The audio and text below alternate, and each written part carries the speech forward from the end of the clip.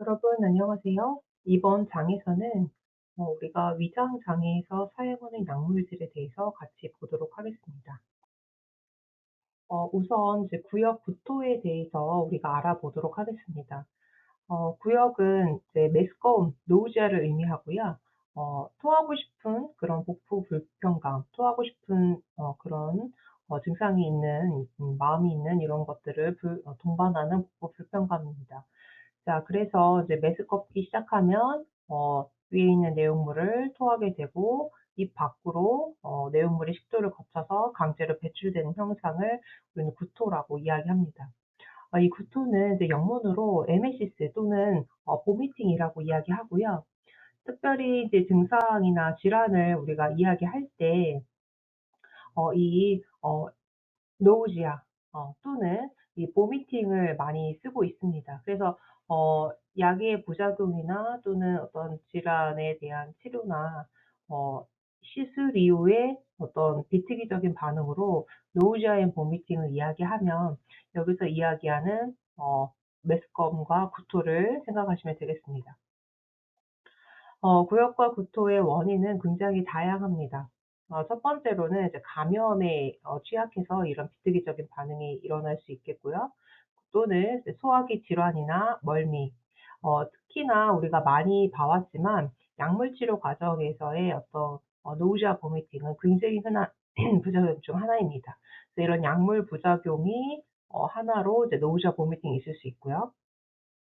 자, 그러면서 이런 어떤 외이나 내위 그리고 복부 수술을 하였을 때 또는 인제 브레인 수술을 하였을 경우에 뇌압이 올라가면서 노우지아, 메스꺼운 듯한 그런 느낌이 들고 또 혈압이 올라가면서 보미팅을 하는 그런 경우 있을 수 있습니다. 그래서 수술적인 부분에 있을 수 있고요.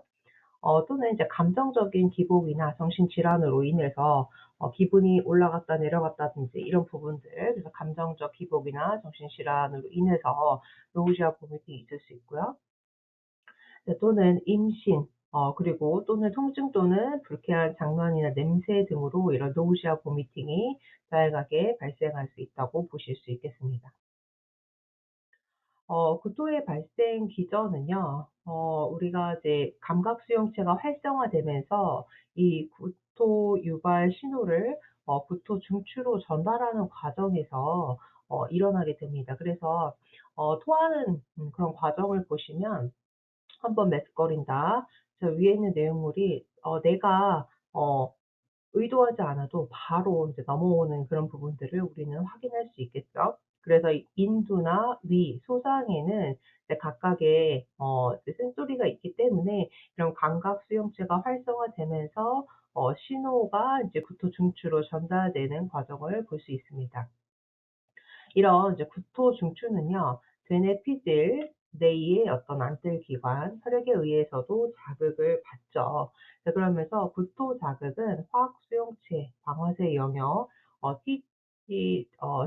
CTZ로 전달된 후에 구토 중추가 활성화가 되기 때문에 유발이 된다라고 생각을 하시면 되겠습니다. 그래서 이 부분을 여러분들이 잘 기억을 하시면 좋으실 것 같고요. 자, 그래서 이런 대뇌피질은 구토 중추를 자극해서 억제할 수 있고 구토를 자극하는 것은 조건화된 반응 그리고 불쾌한 광경을 마주하거나 냄새를 맡는 것에 반응을 일어나게 해서 심리적 요인이 구토에서 중요한 역할을 한다. 그렇게 볼 수 있습니다. 그래서 어떻게 보면 이게 토하는 우리의 어떤 센소리에 구토 중추가 활성화되는 것은 이상한 것을 냄새를 맡았다든지 먹었다든지 이런 부분에 있어서 바로 배출하게 함으로 인해서 우리 신체를 보호하는 역할을 하는 부분이라고 생각을 하시면 되겠습니다.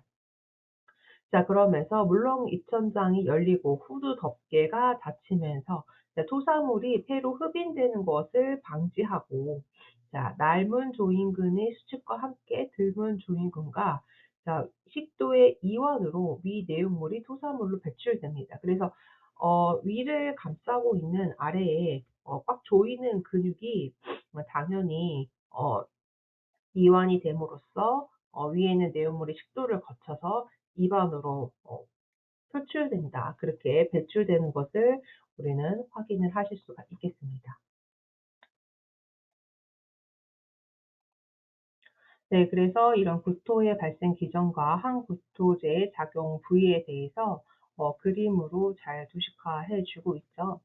네, 이런 구토 중추가 연수에 있고 척수와 연결이 되어서 위에도 다 신경세포, 신경이 이제 분포해 있습니다. 네, 그러면서 이런 어떤 세로토닌 수용체 대항체가 작용을 하면서 도파민 수용체 대항체도 작용을 하고요. 항불안제가 뇌중추에 또는 항콜린이나 항히스타민제가 이 반고리관에 영향을 주어서 구토 중추를 자극하는 것, 이 모든 것들이 이제 구토를 발생하게 하는 그런 작용 부위라고 생각을 하시면 되겠습니다. 그래서 이런 항불안제나 항콜린제, 항히스타민제는 이제 구토 중추의 자극을 억제해서 구토를 하지 않도록 진정해 주는 그런 역할을 하는 약물들이 뒤에 나온다라고 생각을 하시면 될 것 같습니다. 자, 그 첫 번째로 도파민 수용체에 대한 제가 되겠습니다. 이제 도파민 리셉터 안타고니스트입니다. 그래서 우리가 작용제를 아고니스트라고 이야기를 했지만 여기서 이야기하는 약은 대항제 안타고니스트라는 점을 이해하시면 좋겠습니다. 자, 그래서 상부 소화관 그리고 소학 수용체의 방어세 영역 CTZ의 어떤 도파민 수용체 자극을 해서 자, 구토를 유발하는 도파민 작용을 차단합니다. 그래서 소화관의 어떤 운동 기능을 조절하는 약물. 그래서 토하고 싶은 마음이 들거나 반사적으로 토하려고 할 때 이 어떤 도파민을 차단을 함으로써 토하는 구토 증상을 멈추게 해 주는 약입니다. 그래서 작용에 있어 반대되는 작용제 약이기 때문에 안타고니스트 대항제라고 이야기를 할 수 있습니다.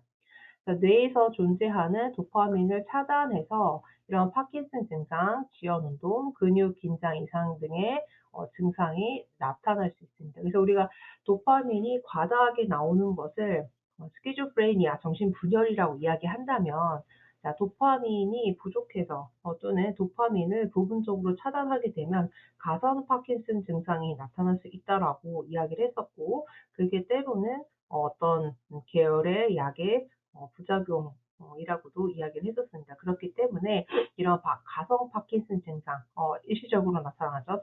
운동이 지연된다든지 그러면서 근육이 좀 뻣뻣해지거나 긴장도에 이상이 있다든지 이런 부분들이 나타날 수 있다는 거 여러분들이 기억하시면 좋겠습니다.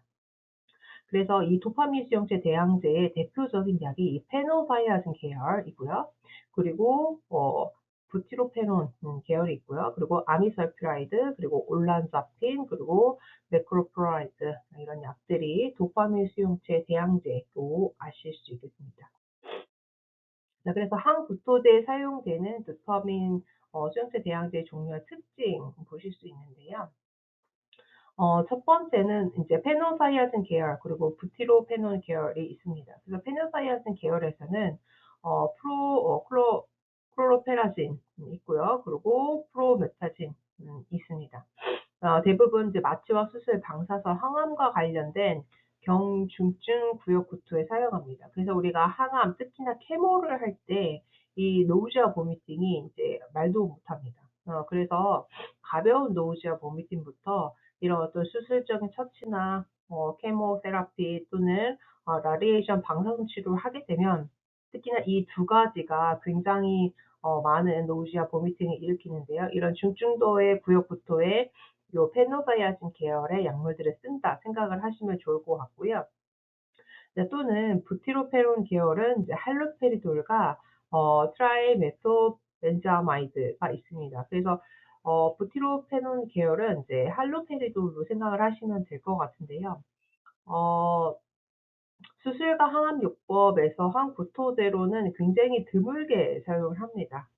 그렇지만 페노바이어진 계열에 비해서 저혈압 유발이 상당히 작지만 진정 작용이 강하다고 이야기할 수 있겠죠. 그래서 실제로 이제 할로페리도 같은 경우에는 에너제틱하고 이제 고양된 양성 증상이 있는 그런 정신과 환자들에게 쓸 수 있는 약이 자, 그래서 저혈압 유발은 적지만 진정 작용이 굉장히 강하죠. 그래서 이제 부티로페놀 계열의 대표적인 약이 할로페리돌이기 때문에 할로페리돌이 이런 어 정신과 환자들, 특히나 이제 안티사이코틱스 로도 분류를 하는데, 굉장히 강한 진정 작용이 있기 때문에 노우지아 보미팅 항구토제로서 강력하게 기능을, 토하고 싶은 그런 욕구를 누르기에 적절한 양이다. 좀 단위가 높은 약이다 생각을 하시면 되겠습니다.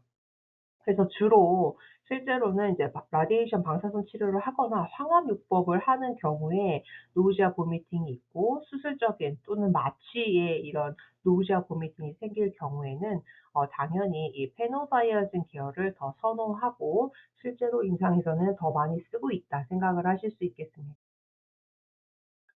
항구토제로 사용하는 도파민 수용체 대항제의 종류와 특징을 계속해서 보도록 하겠습니다. 이제 아미설프라드 있는데요. 단독으로 또는 다른 항국토제와 병행해서 수술 후 구역과 구토 예방, 치료에 많이 씁니다. 올란자피는 이제 특히나 세로토닌 수용체 대항제, 그리고 누르키닌 수용체 대항제나 덱사메타손과 병용해서 항암을 하고 나서의 어떤 노우지아 보미팅 예방에 굉장히 효과적입니다. 그래서 실제로 이 올란자피는 원래 우리가 알고 있는 지식으로는 뭐예요? 2 세대의 안티 사이코틱스, 그러니까 비정형의 항정신병 약물, 조현병과 양극성 장애에 사용했던 약물로 우리가 알고 있지만, 이 세로토닌 수용체 대항제, 그리고 덱사메타손 이런 약들과 같이 항암하기 전에 노우지아 보미팅에 예방적으로 이 약을 쓴다는 게 가장 큰 특징이라고 볼 수 있겠습니다. 제가 전에도 수업 시간에 얘기했지만, 우리가 혈압약 계열이 있고, 특히나 이제 예를 들면 베타 차단제 약이 있잖아요.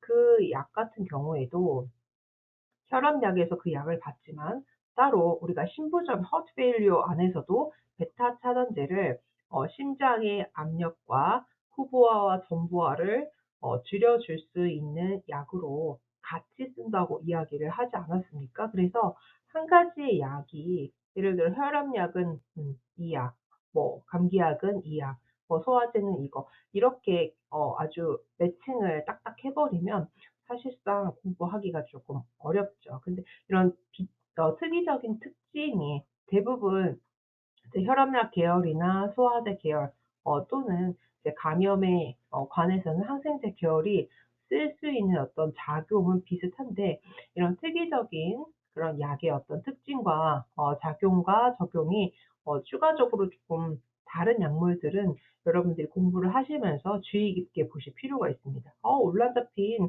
전에 우리가 항정신병의 2 세대의 비정형 약으로 알고 있었었고, 조현병하고 스키조프레니아와 양극성 장애 썼는데, 여기에서도 항구토제에서도 이 약을 쓸 수가 있네.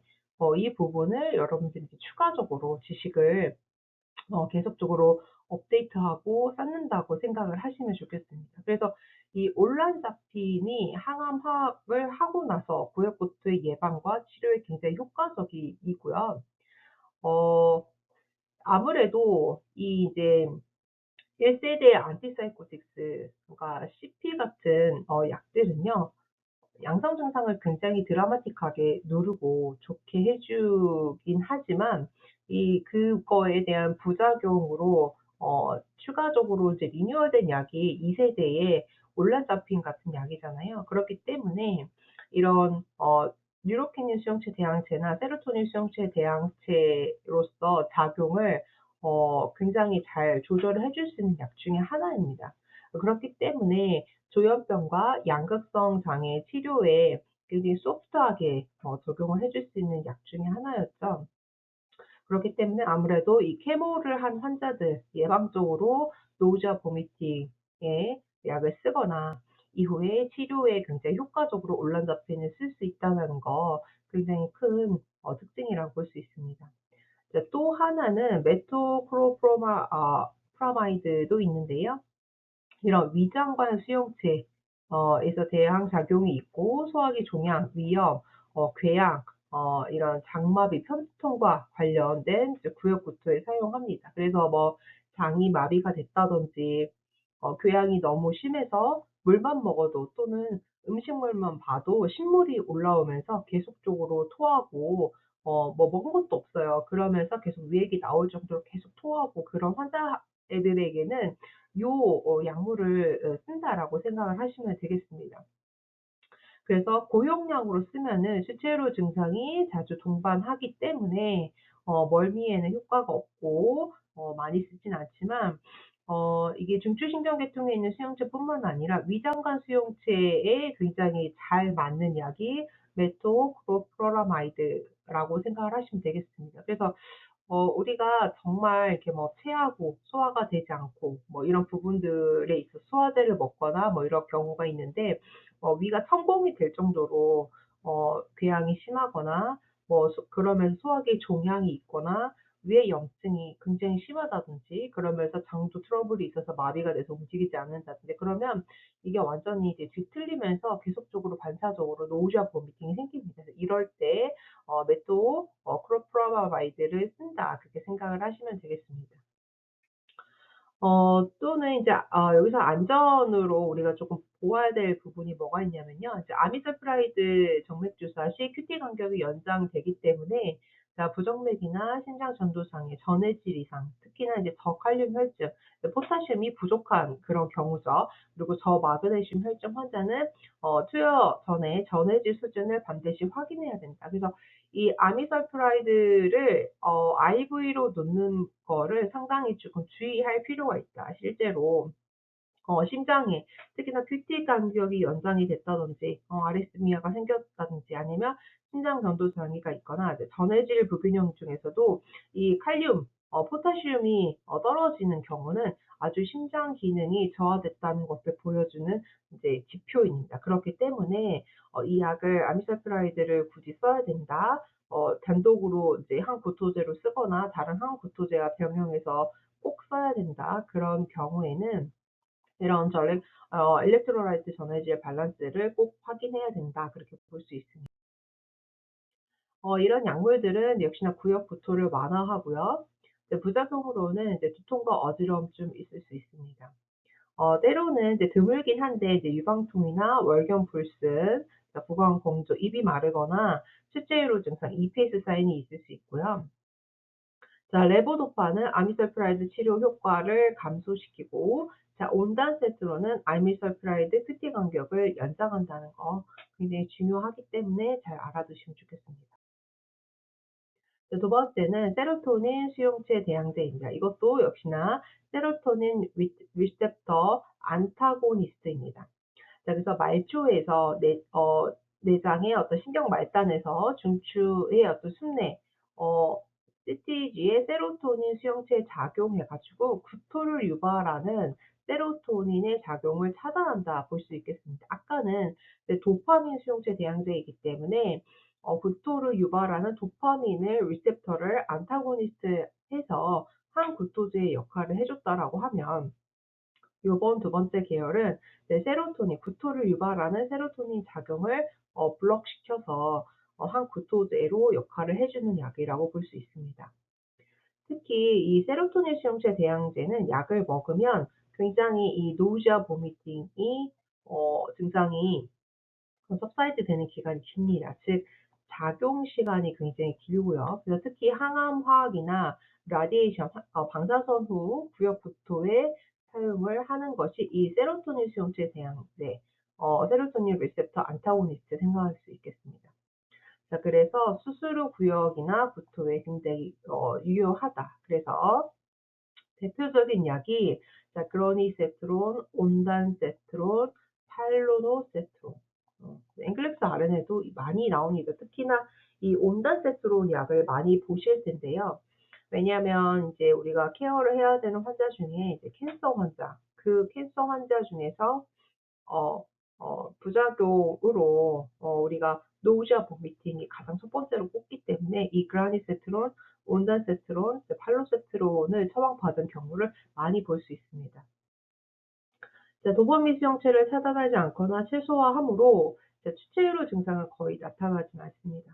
그것이 이 약의 가장 큰 특징이고 좋은 점이라고 할 수가 있겠죠. 만약에 앞에서 이야기한 도파민 수용체 대항제를 썼을 경우에는 EPS 사인이 나타나고 가성 파킨슨 증상이나 운동 실조 또는 근긴장이 문제가 올 수 있기 때문에 되도록이면 어 약의 반응이 나쁘지 않다라고 하면 이런 세로토닌 수용체 대항제 즉 온단세트론을 많이 쓰는 것을 우리가 임상 현장에서는 많이 볼 수 있겠다 볼 수 있습니다. 자 그래서 이런 대항제 세로토닌 수용체 대항제 종류의 특징은요. 자 글라니세트론도 항암, 방사선 라디에이션의 구역부토, 자 온단세트론도 항암, 라디에이션, 노우시아 보미팅 그리고 수술 후 구역부토에 사용하고요. 자 팔로노세트론도 항암이나 구역부토, 수술 후 구역부토, 노우시아 보미팅에 사용합니다. 그래서 이 온단세트론과 팔로세트론은 라디에이션, 케모테라피 또는 수술 후 노우시아 보미팅에도 굉장히 잘 쓸 수 있는 약이다. 흔히 볼 수 우리가 암센터에서 실습을 하시게 되면 굉장히 많이 볼 수 있는 약으로 생각을 하시면 될 것 같습니다. 약물 효과는 구역부터 완화 있고요. 자 일반적인 부작용은 두통, 진정, 설사, 변비, 치명적인 부정맥 의료라는 ct 간격, 아포모르핀 병용해서 심각한 저혈압과 의식 상실을 유발할 수 있다라는 거 나머지 특별한 것은 없습니다. 세 번째는 항콜린제 안티콜리너직입니다. 뇌로 전달하는 신경의 흥분을 차단하고 구토 중추를 억제합니다. 그래서 멀미를 예방하는 약으로 우리가 안티콜리너직을 쓰는데요. 아세틸콜린에 의한 부교감의 흥분을 차단한다. 그렇게 생각을 하시면 되겠습니다. 네, 그래서 부교감 신경의 흥분을 차단한다는 거, 이것이 아세틸콜린에 의한 어떤 안티콜리너직의 작용 원리라고 볼 수가 있겠습니다. 그래서 항암 케모를 하고 구역 구토에는 효과가 없습니다. 그래서 세로토닌 수용체 대항제를 온단세트론과 팔로노세트론을 우리가 케모 환자들이 제일 많이 먹고 이제 약에 보면은 그게 이제 같이 있습니다. 아니면 케모를 하기 전에 미리 약을 투여를 하고 준다든지 그래서 특히나 이 이제 안티콜리너제 항콜린제는 멀미를 예방하는 약으로 생각을 하시면 좋을 것 같고요. 그 대표적인 약이 스코폴라민 되겠습니다. 그 멀미를 사용하고 패치로도 쓸 수가 있는데 이 심한 경우에는 에페드린과 같은 교감신경 작용제를 스코폴라민이나 항히스타민제와 병용해서 쓰는 경우도 있습니다. 그래서 여러분들이 아세틸콜린에 의한 부교감의 흥분을 차단하기 때문에 멀미를 예방하는 약물로 더 많이 쓴다. 항구토제이지만 그렇게 보시면 될 것 같습니다. 자 그래서 멀미에 의한 구역 구토를 예방하는 그런 역할을 하고요.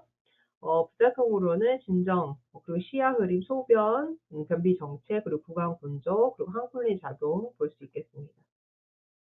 자 항히스타민제나 사망계 항우울제, 일부 근육제, 알코올은 스코폴라민의 부작용을 증가시키고요. 자 그리고 아편 유사작용제, 일부 위산분비 억제제나 항경련제는 스코폴라민이 이런 약물의 부작용을 증가시킵니다.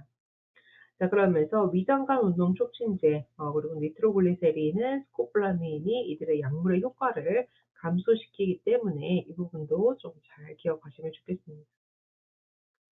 네 번째는 항히스타민제, 안티히스타민제입니다. 그래서 구토 중추에 존재하는 히스타민 수용체와 결합해서 히스타민 작용을 차단해서 구토를 억제합니다. 그래서 히스타민을 여러분들 잘 아시는지는 모르겠지만 히스타민은 염증 반응 물질이기도 하고 이런 어떤 반사에 의한 구토 중추에 존재하는 그런 물질이죠. 그래서 반사작용에 의해서 우리 몸이 발동을 하면 염증 반응도 마찬가지지만 이런 음 우리가 염증에 관여하는 뭐 항히스타민제라든지 히스타민 계열이라든지 이런 어떤 물질들이 계속 분비가 되는데 이것을 차단해 줌으로써 구토를 억제하는 역할을 하는 약이 이 안티히스타민에 의한 계열이라고 볼 수 있습니다.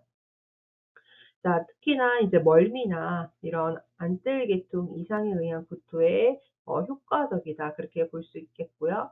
특히나 이제 귀에 문제가 있거나 평행에 문제가 있어서 메스꺼리고 토할 것 같은 느낌이 있는 환자들에게 이 항히스타민제, 안티히스타민제를 준다 생각하시면 되겠습니다. 디멘 하이드리네이트 또는 그리고 메클리진, 이 메클리진을 조금 많이 쓰고요. 디멘 히드레이트의 경우에 스스로 노우자 보미팅 완화에도 사용합니다. 그래서 멀미에 의한 노우자 보미팅, 그리고 스스로 노우자 보미팅 완화, 그리고 메니에르 증, 미로염, 메니에르 증후군 이런 숙취에 의한 노우자 보미팅 완화에 이 항히스타민제, 안티히스타민제를 많이 쓴다라는 거 보시면 될 것 같습니다.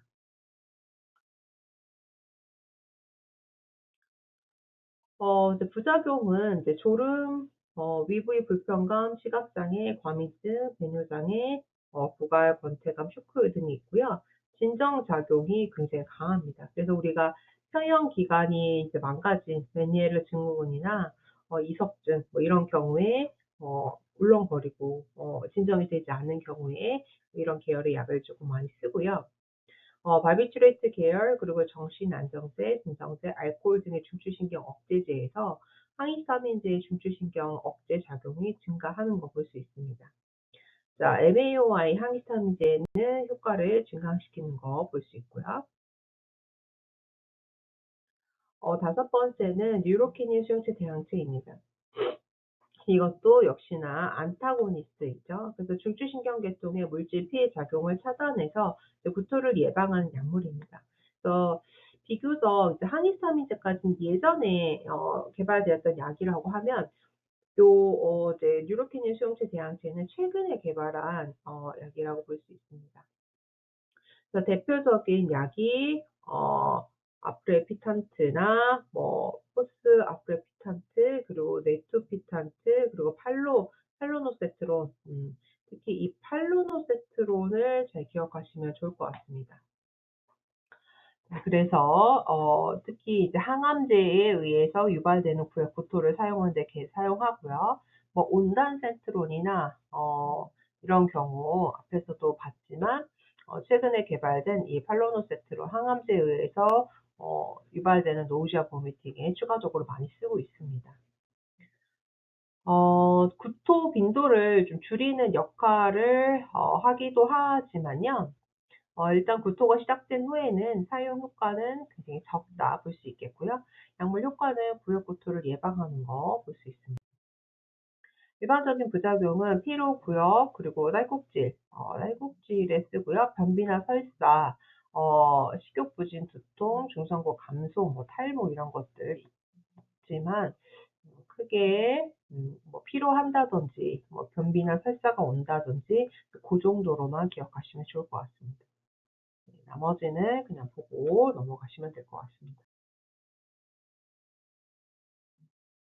네 번째는 이제 배변 장애에 사용하는 약물이 있습니다. 자, 변비는 이제 constipation이죠. 그래서 변비의 정의와 원인은요. 3에서 4일에 한 번 미만으로 배변 횟수가 적거나 변을 보기 어려운 경우를 우리가 constipation이라고 합니다. 이제 이것은 이제 대장의 운동성이 감소하거나 이제 그러니까 직장에 이 대변이 정체되어 있는 것이 특징입니다. 그러면서 운동성이 감소하기 때문에 대장의 변이 오래 머물러 있고 소장과 세상의 기능이 뭡니까? 대장들의 어떤 기능이 뭐예요? 마지막 산물의 찌꺼기들이 정체를 너무 오래 하게 되면 거기에 있는 수분을 점점 더 많이 빼앗아 가죠.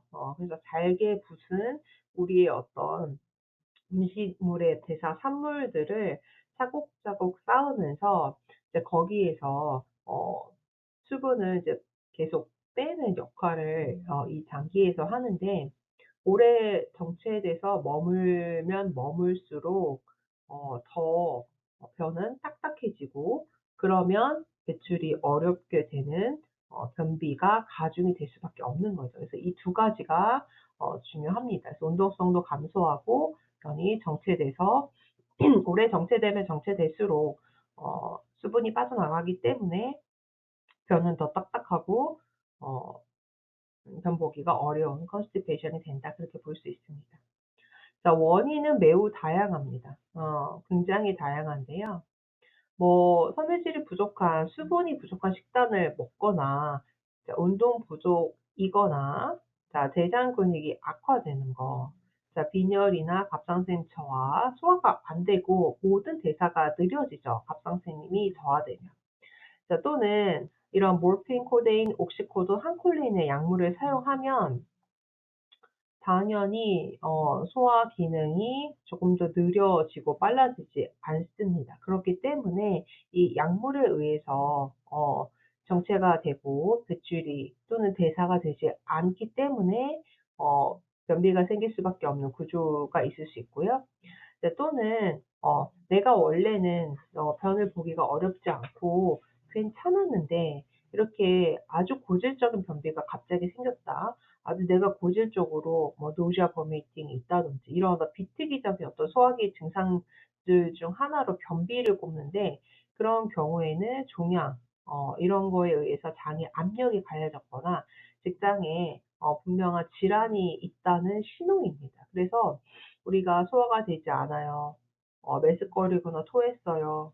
변비가 심해요. 이런 사인을 굉장히 대수롭지 않게 넘겨버리는 경우가 많은데요.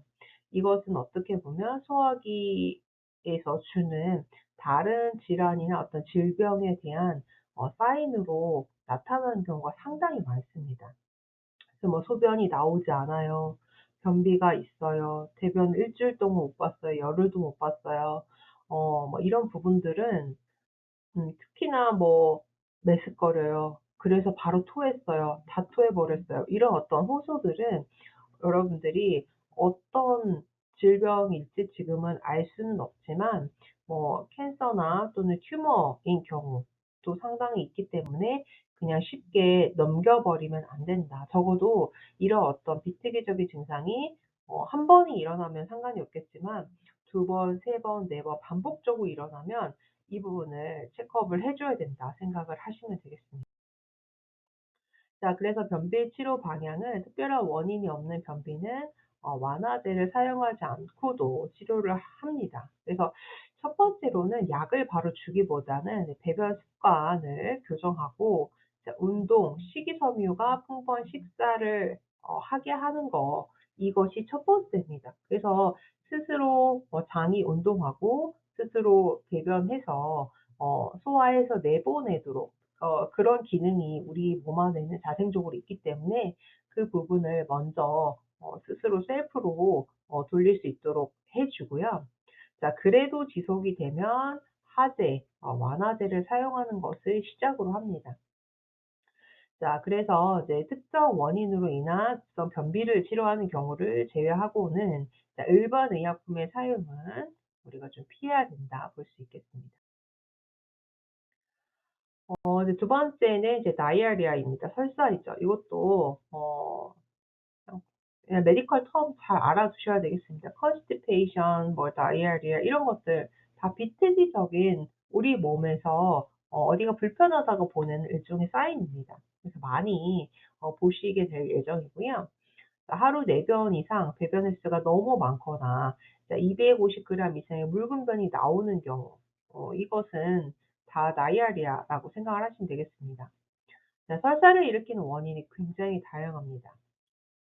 그래서 뭐 이상한 걸 먹었다든지 아니면 빨리 먹었다든지 뭐 소화를 못 시켰다든지 뭐 감염이 됐다든지 열이 많이 떴다든지 그래서 설사를 일으키는 원인이 굉장히 다양하기 때문에 그렇지만 문제가 없다라고 하면 이 다이아리아를 하는 경우는 없습니다. 그렇기 때문에 이런 증상이 나타났다면 또 지속적으로 나타났다면 좀 모니터링을 observation을 해 줘야 되고요.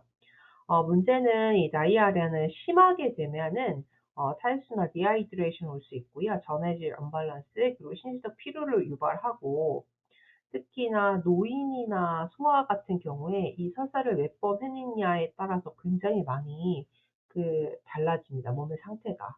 그래서 실제로 디하이드레이션이 와서 특히 전해질 불균형 언밸런스가 와 가지고 바로 상태가 좋아지지 않거나 이런 경우가 많기 때문에 우리가 지속적으로 모니터링 해야 되고요.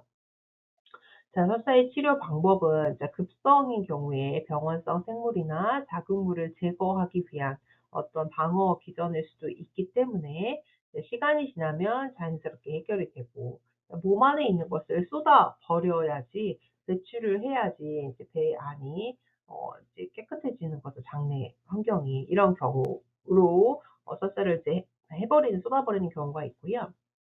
자, 만성 설사의 경우 소화 요소가 결핍되거나 소화관 질환이 있거나 자, 또는 항생제 치료에 대한 어떤 반응일 수 있고요. 자, 설사의 원인에 따라 지사제 사용을 달리해야 될 수 있겠습니다. 자, 설사의 원인은 굉장히 여러 가지가 있습니다. 그러니까 감염이나 뭐 음식, 뭐 효소 결핍, 특히나 이제 체중 조절을 위해서 완화제를 너무 많이 사용한 경우도 문제가 되고 있습니다. 자, 또는 약물로 인해서 이제 위장관 내막을 자극해서 인제 장내 세균의 어떤 밸런스가 맞지 않으면서 설사를 해서 내보내 버리는 경우가 있고요. 그리고 정서적인 스트레스, 불안하고 그러면 더 빨리 설사하고 소화가 잘 되지 않는 그런 경우, 그리고 갑상선 기능 항진이죠. 항진인 경우에 운동력성을 위장관 운동성을 증가시켜서 설사를 유발시키고요. 그리고 염증성 장질환이 있는 경우 뭐 궤양성 대장염, 위장염, 자, 특히나 이제 크론 디지즈나 염증성 장질환이 있는 경우에 염증을 일으켜서 근육 경련, 설사를 유발합니다. 자, 그리고 수술도 장우회 수술로 어떤 흡수 면적이 감소하기 때문에 종종 만성 설사를 유발할 수 있다라는 거, 굉장히 다양한 그런 원인이 있다라는 거 아실 수 있습니다. 인제 우리가 첫 번째로 이제 하재 완화제입니다. 락세티브라고 하는데요. 내용물을 쉽게 배출하기 위한 약물, 즉 변비 치료에 사용하는 약이라고 생각을 하시면 되겠습니다. 소장이나 대장에 자극을 가해서 연동과 배변 운동을 촉진하는 작용. 그래서 스티뮬런트 락세이티브 있고요. 또 하나는 오스모틱 락세이티브, 그리고 루브리컨트 락세이티브가 있습니다. 이제 작용 시간이 6 에서 10 시간, 그리고 직장 투여하면 이제 60 에서 90. 자, 삼투압을 통해서 수분을 모아서 장 내용물을 팽창시켜서 배출하는 것이 오스모틱 라세이티브입니다. 그래서 염류 완화제라고도 하는데요. 24 시간에서 48 시간 작용되고요. 직장으로 투여하면 15 에서 30분 이내에 작용합니다. 자, 루브리컨트는 장벽을 윤활하게 하고 대변을 부드럽게 해서 대변이 원활하게 통과하도록 하는 거. 작용 시작까지 보통 6에서 8 시간 정도 소요된다 볼 수 있습니다. 팽창 완화제도 이제 Bulk Forming Laxative입니다. 그래서 이제 내용물을 팽창시켜 가지고 수분을 막 흡수해 가지고 대장에 압력을 가해서 배변을 하도록 하는 거. 12 에서 24 시간 소요되고 사람에 따라서는 최대 72 시간까지 걸릴 수도 있습니다. 이제 또는 이제 굉장히 이 완화제가 다양하죠. 그래서 이 스트 소프트너라는 것도 있습니다. 대변의 수분을 끌어올려서 그냥 부드럽게 만드는 겁니다. 그래서 이 소프트너를 실제로 뭐 요양병원이나 노인병동에서는 많이 씁니다. 왜냐하면 노인들 같은 경우에는 실제로 신경도 둔화되고 운동성도 적지만 운동량도 많지가 않아요. 그렇기 때문에 이 변비가 거의 만성입니다. 그런데 그럴 때마다 이렇게 자극을 하는 스티뮬런트 락세이티브를 쓰게 되면 상당히 오히려 그때는 변을 잠깐은 볼 수 있겠지만 이게 지속이 되면 오히려 내성이 생길 수가 있습니다. 그래서 이런 소프트너를 좀 많이 쓰는데요. 연동 운동을 자극하진 않아요. 다만 어 이 대변을 아까도 뭐라고 얘기했어요?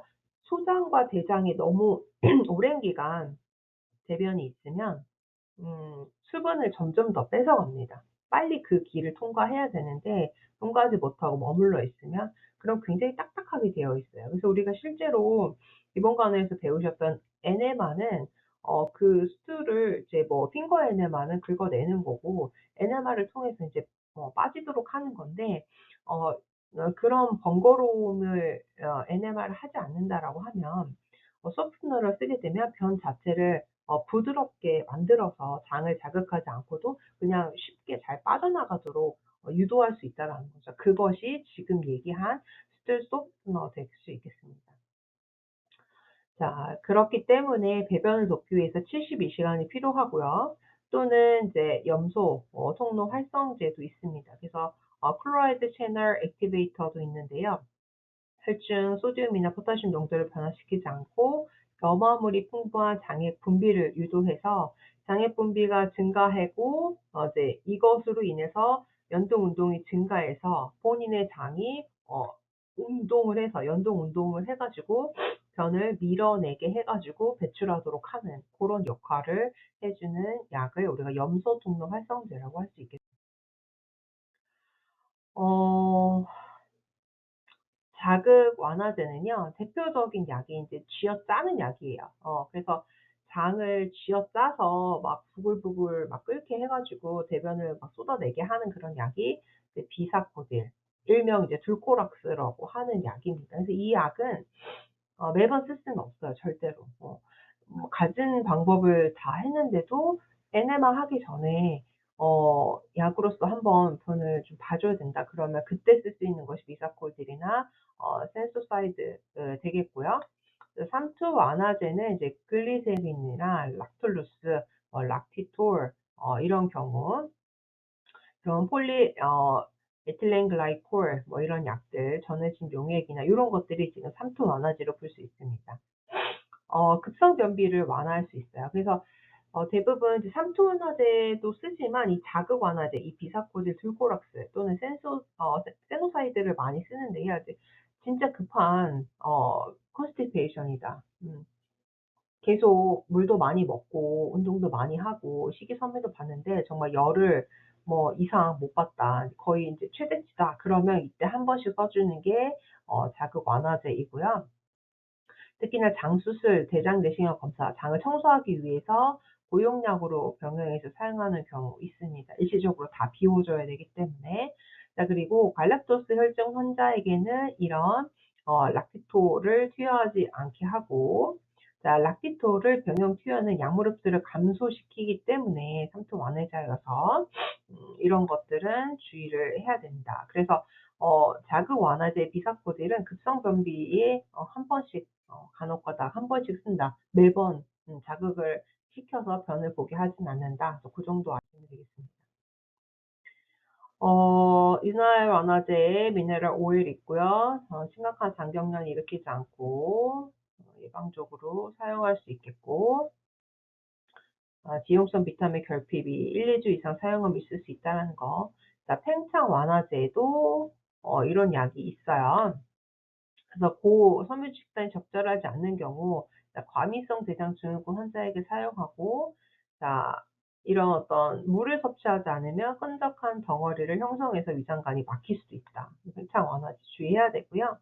자, 대변 완화제 도큐세이드, 우리가 소프트너라고 이야기하는 대표적인 약이 이 도큐세이드입니다. 그래서 변비, 배변 시 과도하게 힘주기 예방을 위해서 목적으로 사용하는 거. 그래서 면 자체가 이제 소프트해지고 딱딱해지지 않는 것만으로도 어 밀어내기만 해 주면 어쨌든 배출이 되기 때문에 상당히 도움을 줄 수 있겠고요. 그래서 만성적인 환자에게 이 루틴으로 쓰기에 그나마 자극제보다는 대변 연화제가 훨씬 더 나은 그런 상황이고요. 그리고 염소 통로 활성제는 루비프로스톤에서 특히 이제 만성 변비, 그리고 만성 비암성 통증이 있는 어떤 성인의 아편 유사체와 관련된 변비, 자, 변비가 있는 과민 대장 증후군 치료에 굉장히 많이 쓴다 생각하시면 되겠습니다.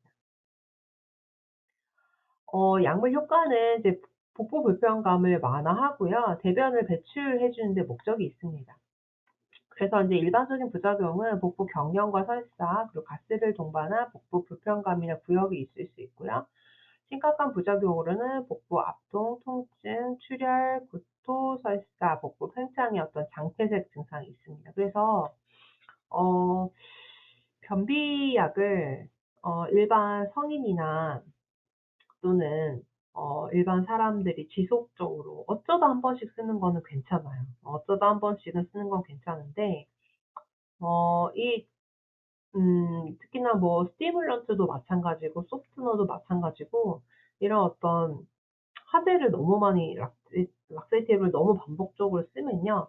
장 자체의 연동 운동도 계속적으로 소실되지만 이 운동 능력도 떨어지고요. 그러면서 뭐 이런 복부에 압통이 오거나 복부가 뭐 실시적으로 막 이렇게 부풀어 오른다든지 뭐 출혈이 보인다든지 그러면서 마지막에 오는 이 장폐색이 온다라는 것은 굉장히 심각한 부작용입니다. 그래서 장 자체가 폐색이 와서 이스체미아 되면서 일을 하지 못하고 회색이 오는 그 부분은 어떻게 되겠어요?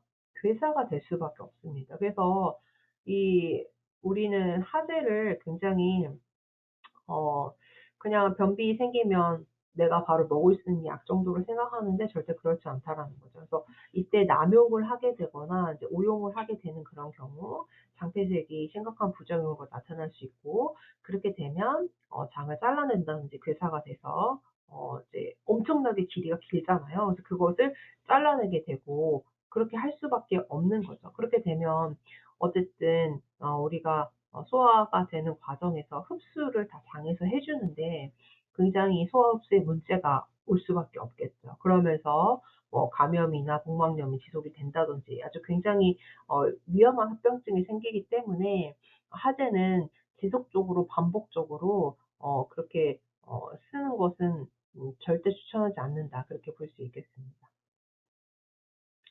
자, 또는 제산제 시메티딘, 파모티딘, 니자티딘, 우유, 비사코디가 함께 투여하면 자, 장효성 코팅이 조기에 용해돼서 구역부토, 경련이 유발할 수 있는 것. 그리고 살리시산염, 나이트로, 퓨라토인, 그리고 디복신. 그래서 이런 약물과 동시에 투여하면 약물의 흡수를 방해하는 거 있고요.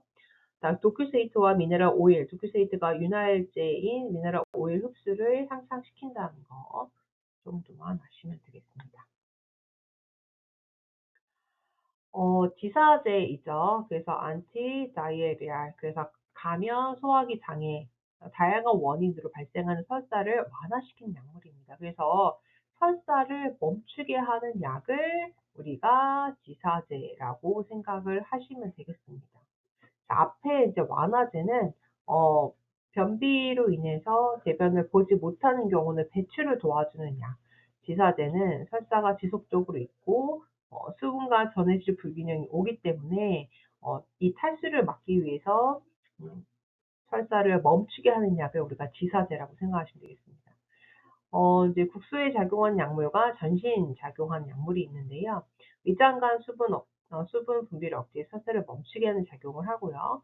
항균 효과가 있어서 설사를 유발하는 바이러스, 세균 이런 것을 흡착하는 작용을 합니다. 전신 약물은요, 자율신경계통을 통해 작용해서 위장관의 연동運동과 운동성을 감소와서 자, 점막이 영양소, 물, 전해질 흡수를 할 수 있게 해서 자, 대장의 대변 형성되게 하는 그런 약이라고 볼 수 있습니다. 위장관 독성을 나타내는 세균이나 오염물질에 의한 설사 치료에는 사용하지 않는다. 그래서 세균이나 오염물질로 인해서 이상한 상한 것을 먹었다는 우리 이런 경우 굉장히 많죠. 이렇게 더운 여름날 상한 음식을 먹었다든지 변질된 음식을 먹었다든지 그러면서 거기에 세균이 많이 발생이 되어서 설사를 하는데 이런 전신이 작용하는 지사제를 설사를 멈추는 약을 먹는다. 그거는 사실 그렇게 바람직하진 않습니다. 세균이나 어떤 오염된 음식을 먹었을 때 설사를 하는 경우에는 이게 독성이 몸 안에 들어왔기 때문에 그때는 그냥 설사를 하도록 어느 정도 배출하도록 두는 게 더 좋다라는 거죠. 그래서 이후에 그 과정이 지나고 장내 세균의 밸런스를 좀 평형을 맞추어 줌으로 인해서 이 장의 어떤 환경이 돌아오도록 도와주는 그런 약물이 훨씬 더 바람직하다. 지금 그 얘기를 하고 있습니다. 그래서 어떤 오리진에 의해서 나이아리를 하는지에 따라서 이런 지사제를 꼭 쓸 경우가 있고 아니면 장내 환경을 밸런스를 맞춰주는 정도에 그치는 경우가 있기 때문에 좀 신중을 기해서 약을 써야 된다 볼 수 있습니다. 만약에 이런 그렇지 않은데 계속적으로 설사를 하거나 열이 뜨면서 어 물처럼 설사를 한다. 소아나 노인이다 그러면 당연히 지사제를 써 주는 게 맞겠죠. 탈수로 인해서 사망할 수도 있기 때문에 그래서 요런 점은 여러분들이 기억하시면 좋겠습니다.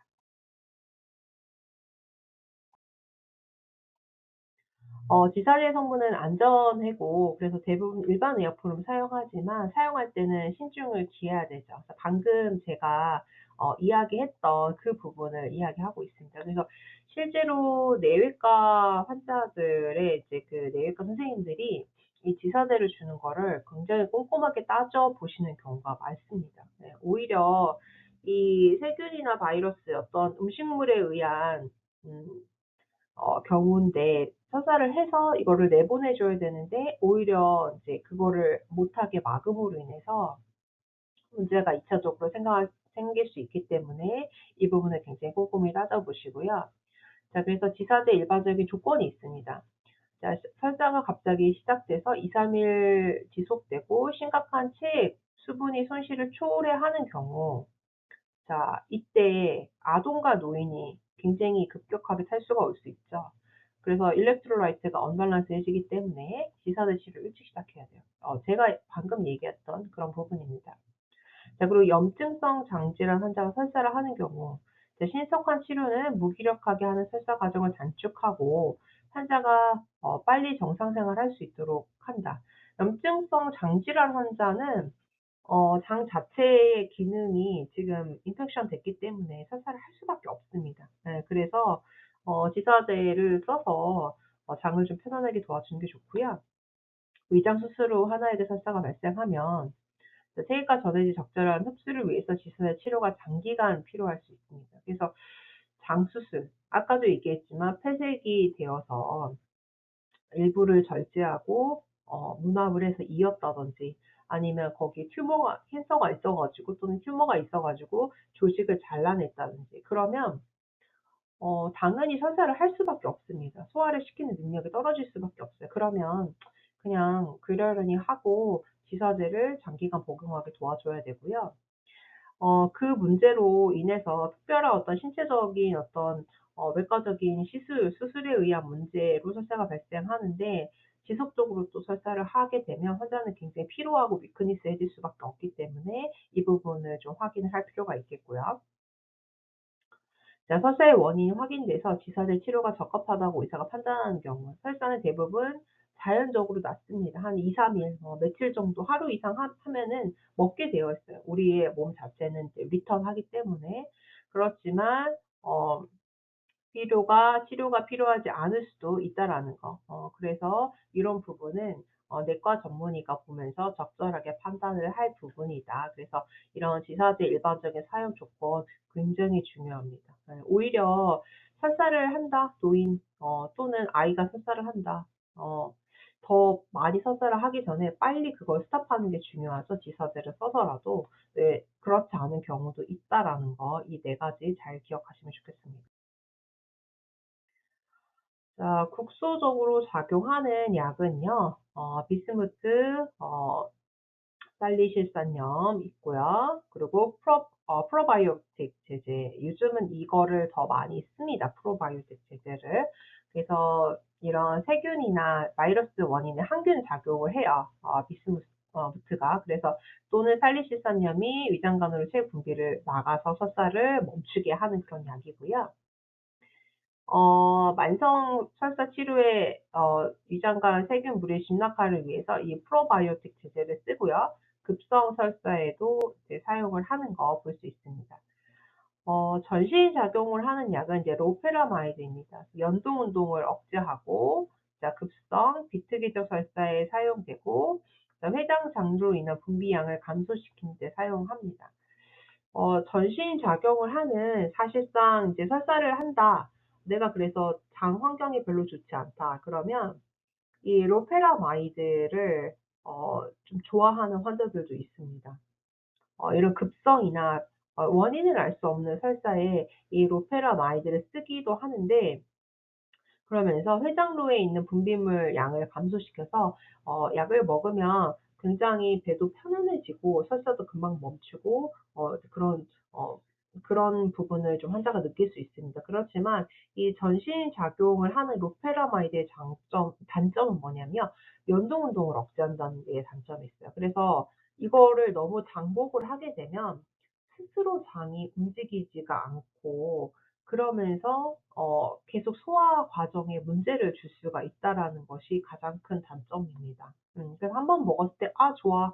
아 설사도 멈췄고 배도 편하네.' 그렇지만 이거는 절대 오래 먹을 수는 없다라는 거. 그래서 실제로 내과에서 처방을 받아서 이제 약을 보면은요. 이 국소 작용하는 이런 비스무트 제제, 사살리실산염을 주거나 이 프로바이오틱 제제를 쓰는 걸 더 많이 좋아하십니다. 네. 그렇지만 환자가 느끼기에는 로페라마이드처럼 그렇게 확 좋아지거나 괜찮다라고 느끼기는 조금 어려운 경우가 있다. 고런 차이점이 있습니다. 그래서 요 로페라마이드도 여러분들 많이 보시게 될 거니까 기억을 하시면 좋겠습니다. 이제 마지막입니다. 그래서 약물 효과로는 혈사로 인한 불편감, 무력감을 해방하는 그런 약이고요. 부작용은 국소작용의 약물은 부작용이 거의 없어요. 그렇기 때문에 이런 프로바이오틱스 제제를 굉장히 요즘 많이 좋아합니다. 그렇지만 모든 약이 그렇겠지만 이제 과도하게 쓰면 복부팽만이나 부역, 변비를 오히려 유발할 수 있다라는 거. 또는 이 비스무트 차질산염은요. 대변과 혈을 회육성으로 변색시킬 수 있다라는 거. 이게 가장 큰 단점입니다. 이런 경우가 드물기는 해요. 아주 드물기는 한데 이런 비스무트의 대표적인 부작용이라고 생각을 하시면서 네 그렇기 때문에 뭐예요? 이 비스무트 쓸 수 없죠.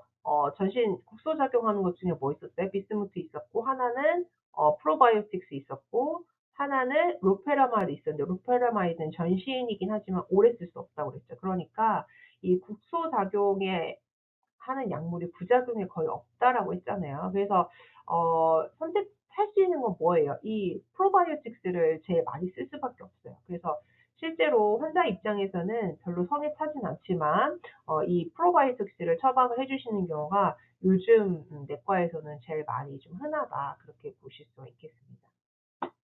네 그러면 이제 우리 여기까지 공부를 하였고요. 지사제 그리고 완화제 그리고 이런 부분들 굉장히 중요합니다. 특히나 인제 노인들 같은 경우에 지사제를 어떻게 써야 되는지 완화제도 굉장히 많이 쓰고 있기 때문에 여러분들이 임상에서 이 부분들을 잘 보실 수 있도록 꼼꼼히 그 약에 대한 계열들 작용과 적용 그리고 부작용을 같이 정리를 해 주시면 좋겠습니다.